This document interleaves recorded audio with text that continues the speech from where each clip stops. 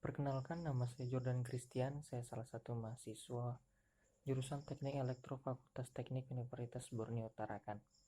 Pada video kali ini, saya akan membahas mengenai daftar pustaka dan kutipan. Kita akan langsung masuk ke materi. Sebagai pengantar dalam penulisan karya ilmiah, bisa jadi itu artikel jurnal, laporan tugas akhir, skripsi, tesis, ataupun disertasi. Ada beberapa metode atau gaya penulisan sumber kutipan dan penulisan daftar pustaka yang dapat dipilih dan dianut. Antara lain ada Turabian Style, ada Harvard Style, Vancouver Style, American Psychological Association atau APA, Chicago Style, dan atau kombinasi dari berbagai style tadi. Masing-masing style penulisan tersebut memiliki keunggulan dan kelemahan, tetapi suatu style yang dipilih atau yang kita pakai harus diterapkan secara konsisten. Beberapa perguruan tinggi dan penerbit jurnal ilmiah di Indonesia memilih dan menganut style kombinasi. Ya, tadi merupakan gabungan dari beberapa style. Misalnya Turabian Harvard Style, Harvard APA Style, Harvard Vancouver Style, Turabian Vancouver Style, dan style kombinasi jenis lainnya. Yang akan kita pelajari di sini ialah aturan Harvard Style, baik itu dalam penulisan kutipan maupun penulisan daftar pustaka. Aturan penulisan untuk sumber kutipan. Yang pertama, sumber kutipan dapat ditulis pada awal atau akhir kutipan. Jadi bisa di awal, bisa juga di akhir. Penempatan sumber kutipan tidak boleh mengaburkan bagian yang dikutip. Lalu nama penulis suatu sumber kutipan hanya ditulis dengan nama belakangnya saja. Jadi kalau namanya panjang hanya ditulis bagian nama belakangnya saja. Diikuti oleh tahun terbitnya, dan halaman sumber kutipan. Dilanjutkan dengan isi teks yang dikutip. Lalu jika penulis terdiri dari dua orang, kata penghubung penulis pertama dan kedua menggunakan dan.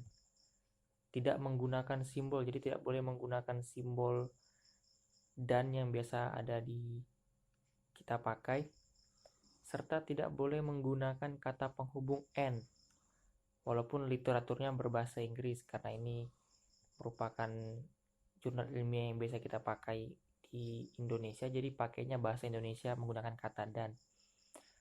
Kecuali seluruh naskah ditulis dalam berbahasa Inggris, jadi kecuali kalau naskahnya merupakan bahasa Inggris semua, baru kita gunakan kata penghubung and untuk penulisan nama penulis yang terdiri dari dua orang atau lebih. Jika penulis lebih dari dua orang, hanya nama belakang penulis pertama yang ditulis sebagai sumber kutipan, lalu diikuti oleh kata et al, kemudian tahun dan halaman sumber kutipannya. Et al dalam bahasa Latin adalah singkatan dari et alia atau et ali. Dalam bahasa Inggris berarti and others, atau dalam bahasa Indonesianya dapat kita artikan berarti dan kawan-kawan, atau DKK biasa kita singkat dalam bahasa Indonesia. Jika sumber kutipan merupakan literatur terjemahan, maka yang disebut sebagai sumber adalah nama penulis asli, bukan penerjemahnya. Jadi yang kita kutip ialah penulis asli kata tersebut, bukan penerjemahnya. Diikuti tahun penerbitan literatur asli. Lalu pencantuman halaman sumber kutipan setelah tahun bersifat wajib jika isi teks yang dikutip jelas letak halamannya. Jadi jika halamannya jelas adanya, maka dicantumkan. Jika tidak juga tidak terlalu dipermasalahkan. Tapi kalau ada, wajib dicantumkan. Lalu untuk aturan penulisan daftar pustaka. Sumber kutipan yang dinyatakan dalam karya ilmiah harus ada dalam daftar pustaka dan sebaliknya. Jadi kata-kata yang dikutip dari beberapa kata-kata di atas harus harus ada daftar pustakanya di bagian akhir dari sebuah jurnal. Literatur yang dicantumkan dalam daftar pustaka hanya literatur yang menjadi rujukan dan dikutip dalam karya ilmiah. Daftar pustaka ditulis ataupun diketik satu spasi, berurutan secara alfabetis tanpa nomor. Jika literatur ditulis oleh satu orang, nama penulis ditulis nama belakangnya lebih dahulu.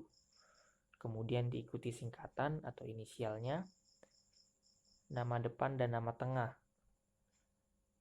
Dilanjutkan penulisan tahun, judul, dan identitas lain dari literatur atau pustaka yang dirujuk. Jika penulis lebih dari 2 orang, nama penulis pertama ditulis seperti aturan di atas aturan dia tadi, dilanjutkan penulisan nama penulis kedua, dan seterusnya sebagai berikut susunannya seperti ini.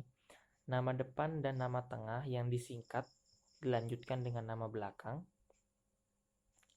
Untuk penulis kedua dan seterusnya, penulisan nama depan atau tengah, singkatan, dan nama belakang tidak perlu dibalik. Jadi yang namanya dibalik cukup orang pertamanya saja. Untuk penulis kedua maupun penulis ketiga, namanya tidak perlu dibalik. Penulisan daftar pustaka tidak boleh menggunakan et al. Tidak boleh menggunakan yang tadi seperti kutipan dan kawan-kawan.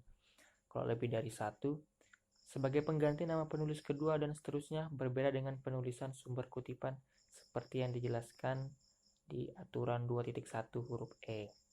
Jadi di aturan sebelumnya. Kata penghubung seorang atau beberapa penulis dengan penulis terakhir menggunakan kata dan tidak boleh sama seperti tadi, tidak boleh menggunakan simbol dan, serta tidak menggunakan kata penghubung N. Walaupun literaturnya berbahasa Inggris, kecuali seluruh naskah ditulis menggunakan bahasa Inggris. Jadi tetap menggunakan kata dan. Cara penulisan setiap daftar pustaka berbeda-beda, bergantung pada jenis literatur dan pustaka yang menjadi referensi. Jadi misal karena ada banyak referensi yang dijadikan sebagai sumber untuk penulisannya, baik itu kita ambil dari jurnal maupun dari buku, berbeda-beda cara penulisannya. Baik, kita akan masuk di cara penulisan sumber kutipan. A. Sumber kutipan ditulis di awal atau di awal kalimat, maksud saya di awal kalimat ataupun di awal teks. Satu sumber kutipan dengan satu penulis, jadi dia menggunakan ditulis oleh satu orang saja. Dapat kita tulis, kita ambil contoh, Azaria dalam kurung 2014 tutup kurung menyatakan bahwa, lalu bisa juga jika disertai dengan halaman. Misalnya, Azaria dalam kurung 2014 titik 2 halaman 15. Jadi dalam kurung 2014 titik 2 15 tutup kurung menyatakan bahwa, lalu kata-katanya seperti apa. Lalu bisa juga ditulis menurut Azaria dalam kurung 2014 titik 2 15 titik titik titik dari kata-katanya yang kita kutip. Lalu jika satu sumber kutipan dengan dua penulis, jadi satu bacaan tapi ternyata ditulis oleh dua orang, bisa kita gunakan kata, kita ambil contoh, Persley dan Hill dalam kurung 1992.212. Tadi seperti kita menggunakan kata penghubung, menggunakan kata dan jika ditulis oleh dua orang. Lalu jika satu sumber kutipan lebih dari dua penulis, nah ini lebih dari dua penulis, misalnya 3, 4, atau 5, menggunakan et al. Jadi kita ambil contoh yang et al dalam kurung 2019 tahun penulisan, bisa juga kita cantumkan halamannya kalau ada, lalu dalam tutup kurung titik-titik-titik isi dari hal yang kita kutip. Kemudian sumber kutipan ditulis di akhir kalimat atau di awal teks. Satu sumber kutipan dengan satu penulis. Jadi posisinya tadi di awal, kalau ini di akhir. Susunannya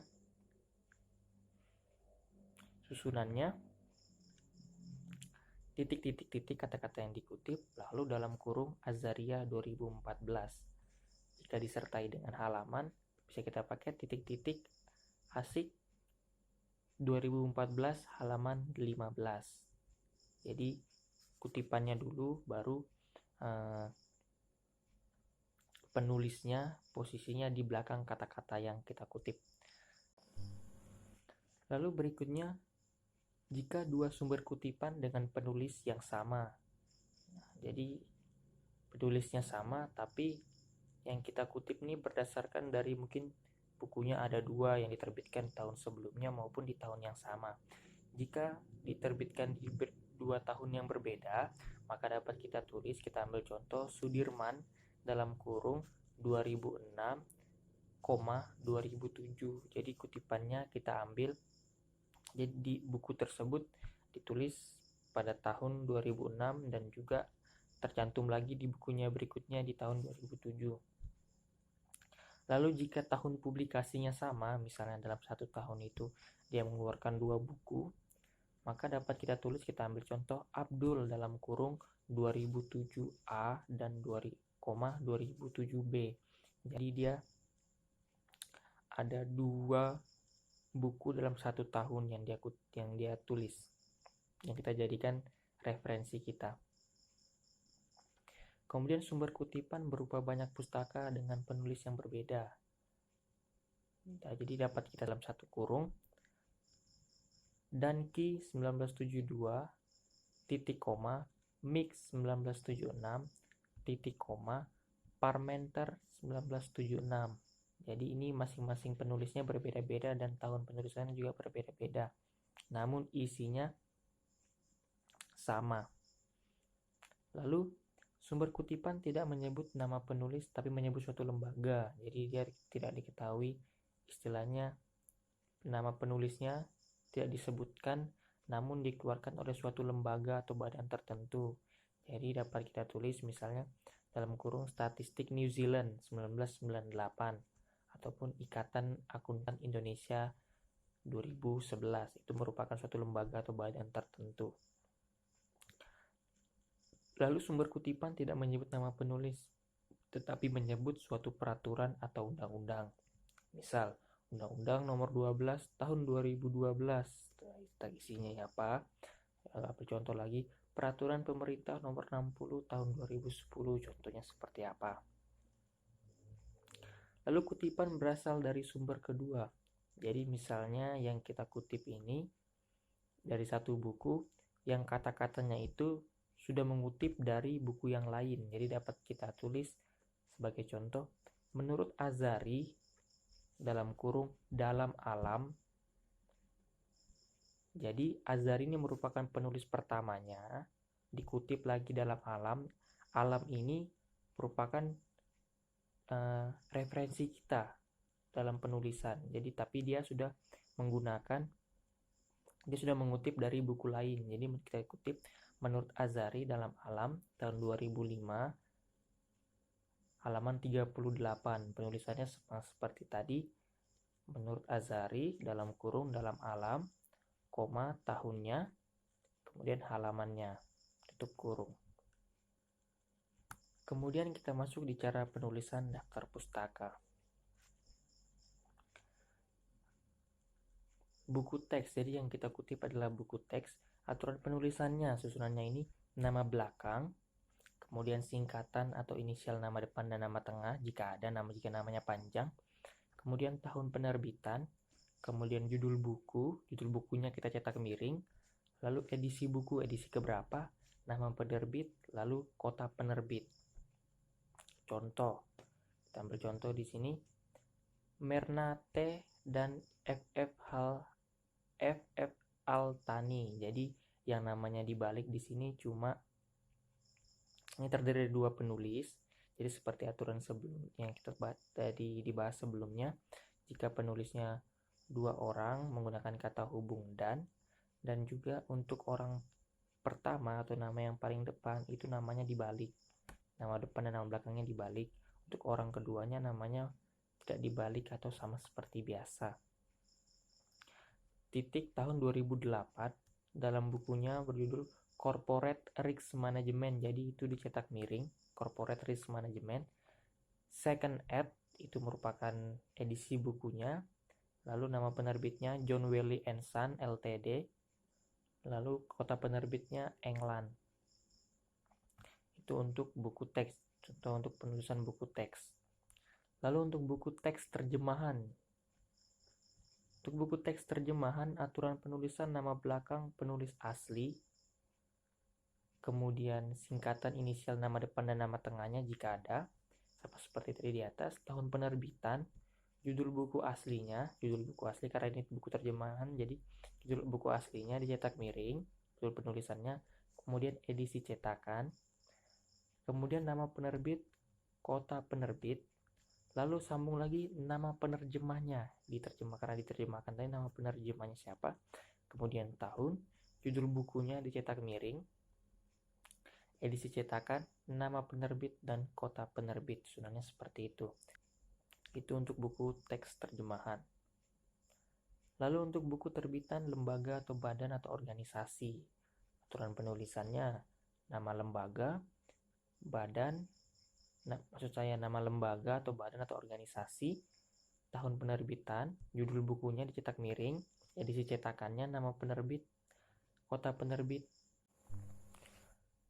Lalu untuk buku terbitan lembaga atau badan atau organisasi yang berisi himpunan peraturan, undang-undang, dan sejenisnya. Aturan penulisannya urutannya, nama lembaganya, kemudian tahun penerbitan, kemudian judul peraturan yang dirujuk, kemudian nomor atau seri peraturannya, edisi cetakan, nama penerbit, lalu kota penerbit. Kemudian untuk peraturan, undang-undang, dan sejenisnya. Aturan penulisan, nomor dan tahun peraturan, jadi nomor dan tahun peraturan undang-undang, kemudian judul peraturan yang dirujuk, posisinya dicetak miring, kemudian tanggal pengesahan atau tanggal penerbitannya kalaupun ada, kemudian nomor lembaran negara jika ada, kemudian organisasi penerbitnya jika ada, kemudian kota tempat pengesahan penerbitan.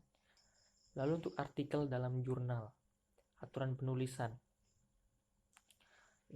urutannya nama belakang, singkatan dari nama depan ataupun nama tengah kalaupun ada, kemudian tahun penerbitan, kemudian judul artikelnya, kemudian nama jurnalnya dicetak miring, kemudian volume dan nomor jurnal, karena ini jurnal jadi ada volume dan nomor jurnalnya, kemudian nomor halaman artikel dalam jurnal. Kemudian artikel seminar atau simposium, ini dalam proceeding. Aturan penulisannya, nama belakang, kemudian singkatan dari nama depan dan nama tengah, kemudian tahun penerbitan, kemudian nama proceedingnya, ini dicetak miring, kemudian nomor dan volume proceedingnya, lalu lanjut ke tanggal seminar, lalu penerbit proceedingnya, nomor halaman artikel dalam proceedingnya. Lalu untuk artikel seminar atau simposium yang cetak lepas, aturan penulisannya nama belakang, kemudian singkatan dari nama depan dan nama tengah, kemudian tahun penerbitan, kemudian nama seminar atau simposiumnya cetak miring, kemudian tanggal seminar, lalu lanjut ke nomor halaman artikel. Lalu untuk artikel dalam buku antologi dengan editor, aturan penulisan, urutannya nama belakang, kemudian singkatan nama depan dan nama tengah jika ada, seperti tadi, tahun penerbitan, judul artikel, kemudian judul buku dicetak miring, lalu nama editor buku, kemudian penerbit dan kota penerbit. Kemudian jika itu merupakan disertasi, skripsi, ataupun tesis, aturan penulisannya, kita ambil contoh, maksud saya urutannya nama belakang, kemudian singkatan atau inisial nama depan dan nama tengah, lalu lanjut ke tahun, lalu judulnya, judul skripsi, judul tesis atau ataupun judul disertasinya, kemudian skripsi, tesis atau disertasi, jadi salah satunya ini apa, ini bentuknya apa, apakah dia merupakan skripsi atau merupakan disertasi ataupun merupakan tesis, dan itu posisinya cetak miring, kemudian nama program studi atau perguruan tingginya, lalu kota tempat perguruan tinggi. Lalu jika artikel dari internet, aturan penulisan, nama belakang, singkatan atau inisial nama depan dan nama tengah, kemudian tahun, judul, alamat email, cetak miring alamat emailnya, lalu tanggal dan jam unduh. Kemudian untuk makalah, pidato ilmiah, dan semacamnya. Susunannya nama belakang atau kemudian singkatan nama depan dan nama tengah. Kemudian tahun, judul, sifat dan tujuan makalah dicetak miring. Kemudian nama kegiatan, tanggal kegiatan, dan kota tempat kegiatan. Kemudian kalau misalnya dari artikel dari majalah ataupun surat kabar, aturan penulisannya nama belakang, kemudian singkatan nama depan dan nama tengah, kemudian tahun, judul artikel, lalu nama majalahnya apa atau nama surat kabarnya apa, kemudian tanggal, lalu halaman, lalu kota penerbit. Lalu berita dari majalah atau surat kabar. Tadi bentuknya artikel, kalau ini bentuknya berita. Aturan penulisannya nama majalahnya atau surat kabarnya, kemudian tahun, kemudian judul berita dicetak miring, kemudian nomor dan atau volumenya jika ada, kemudian tanggal, kemudian halaman dan kota terbit. Kemudian cara penulisan daftar pustaka jika penulisnya sama. Jadi ini jika sumber yang kita ambil ini ada beberapa, namun penulisnya sama. Bagaimana cara menulis di susunan daftar pustakanya, urutan daftar pustakanya. Nama penulis yang sama untuk beberapa pustaka ataupun literatur yang berbeda tidak perlu ditulis berulang-ulang, jadi namanya tidak perlu ditulis berulang-ulang. Tapi nama tersebut diganti dengan simbol underline, jadi garis bawah. Jadi kita ambil contoh, semisalnya ditulis oleh Ikatan Akuntan Indonesia tahun 2011A dalam judul aset tidak lancar yang dimiliki untuk dijual dan operasi yang dihentikan. Pernyataan Standar Akuntansi Keuangan nomor 58 revisi 2019 DSAK IAI Jakarta. Nah, jika ada lagi dia mengeluarkan referensi yang kita pakai, maka tidak perlu ditulis lagi Ikatan Akuntan Indonesia, melainkan tinggal kita menggunakan simbol underline, lalu masuk ke tahunnya 2019B, laporan keuangan konsolidasi dan laporan keuangan tersendiri. Itu untuk penulis yang sama untuk beberapa literatur yang berbeda. Baik, di sini kita akan mencoba membuat sebuah daftar pustaka dengan menggunakan Microsoft Word. Jadi di Microsoft Word sudah ada alat bantu untuk mempermudah kita membuat daftar pustaka. Kalau kita pilih menu References, kita di bagian Citation dan Bibliografi, yang pertama kita lakukan, kita ubah stylenya, kita pilih style, ada beberapa style di sini. Yang mau kita coba gunakan ialah style Harvard. Kita klik, kemudian kita buka Insert Citation, kita add new shorts untuk membuat baru. Lalu di sini ada pilihannya, kita apa yang menjadi referensi kita. Kali ini saya akan mencoba untuk mengambil referensi dari jurnal artikel. Jadi jurnal artikelnya ini. Kemudian kita tulis satu-satu. Autor yang merupakan penulis. Kita tulis Monis.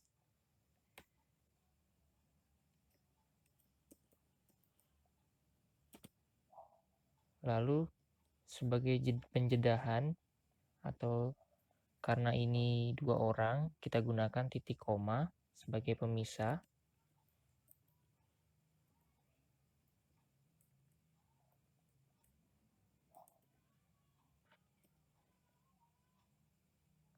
Lalu kita masukkan judulnya.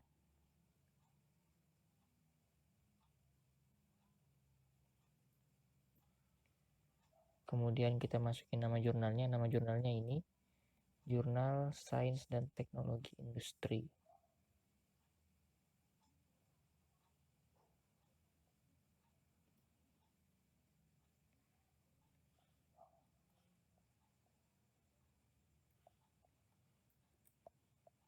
Kemudian tahunnya 2016. Halaman, ini ada halaman 9 sampai dengan 16.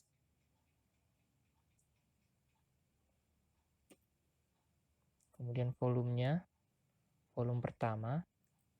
Yesus ini nomor pertama.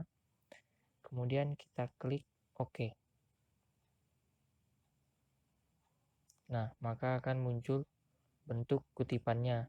Lalu bagaimana kalau kita ingin memunculkan bentuk dalam bentuk daftar pustaka? Tinggal kita klik bibliografi, insert bibliografi, dan akan muncul bentuk daftar pustakanya. Nah, mungkin itu yang dapat saya sampaikan, kurang dan lebihnya saya mohon maaf. Terima kasih.